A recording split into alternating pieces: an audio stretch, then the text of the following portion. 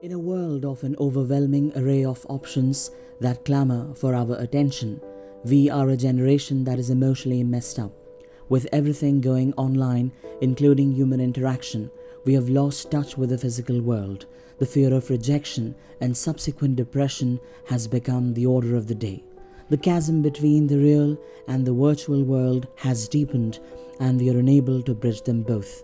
In such gloomy times, George Eliot can offer us solace and conviction. She belonged to the Victorian era, a time far removed from ours, but her efforts to portray her world are still relevant and have immediate utility. She aimed at committing oneself to do work determinedly between life and art and life. As Oscar Wilde once said, that indeed few people can escape art in spite of denial and shameful apathy for it. What is art? What does it mean to us? Tolstoy says that art does not simply offer a single idea or a paraphrasable system, but transmits something more than intellect without ever being less than a way of thinking. In other words, it teaches us to live our lives better by bringing the lives of others before us. And this is precisely what George Eliot attempts to do through her books. Her novels, now classics of English literature, teach us 5 important life lessons that we today are terribly in need of. Lesson 1. Never trust too soon. We all suffer from mental anguish because of our expectations and misunderstandings.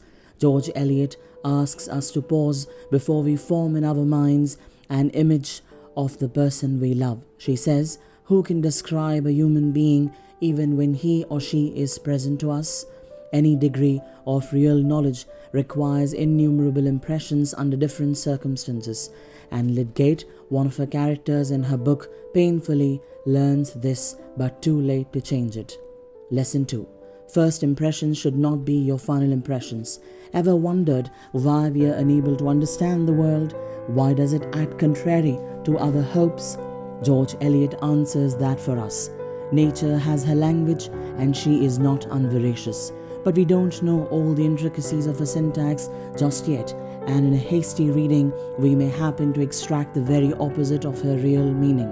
In Middlemarch, Dorothea Brooke makes the fatal mistake of marrying Casaubon in a fit of youthful illusion and idealism, but later discovers her error. Lesson 3. Failures are resources to transform your life. If you think life is full of ordinary failures, pains and disappointments, you are experiencing what she herself once experienced.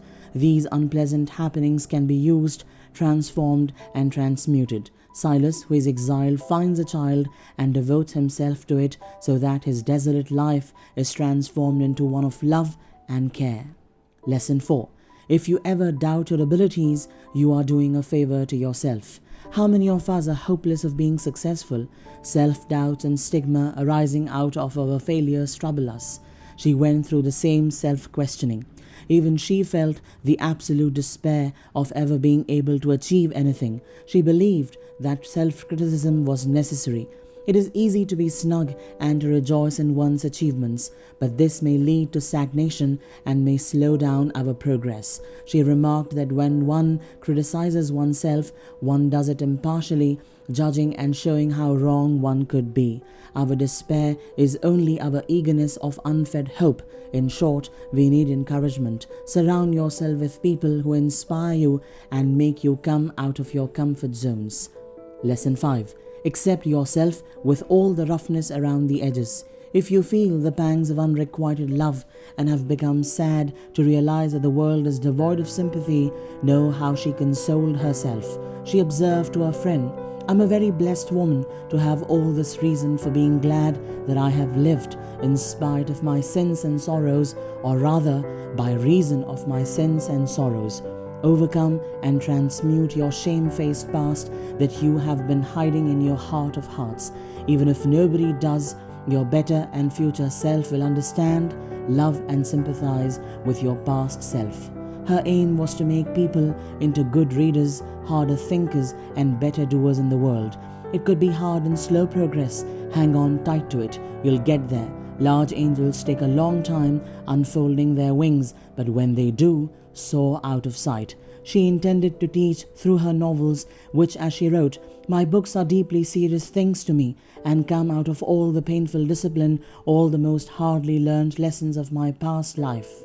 We may never become a novelist like her, but we may wish to think like her about real life.